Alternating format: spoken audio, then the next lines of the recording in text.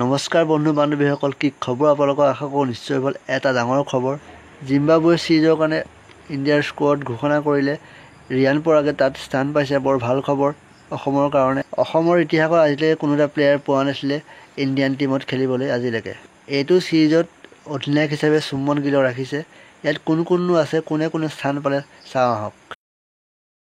Suman Gill captain, Jaiswal, Ruturaj Gaikwad, Abhishek Sharma, Rinku Singh, Sanju Samson wicketkeeper, Dhruv Jurel wicketkeeper, Nitish Reddy, Riyan Parag, Washington Sundar, Ravi Bishnoi, Avesh খান, খালিদ আহমেদ, মুকেশ কুমাৰ আৰু তুষাৰ দেশপাণ্ডে। বাকী খেলৰ তাৰিখৰ কথা যদি ক'বলৈ যোৱা হয়, 1 নম্বৰখন 6 জুলাইত হ'ব, 2 নম্বৰখন 7 জুলাইত, 3 নম্বৰখন খেল হ'ব 10 জুলাইত, 4 নম্বৰখন 13 জুলাইত, 14 জুলাইত 5 নম্বৰখন খেল হ'ব। টোটেল 5খন T20 হ'ব। টাইমৰ যদি কথা ক'বলৈ যোৱা হয় 4:30 পৰা ইয়াত দেখাই আছে। সময়ত চেঞ্জো হ'ব পাৰে। যদি ভিডিঅ'টো ভাল লাগে এটা লাইক কৰি দিব। Thank you so' much.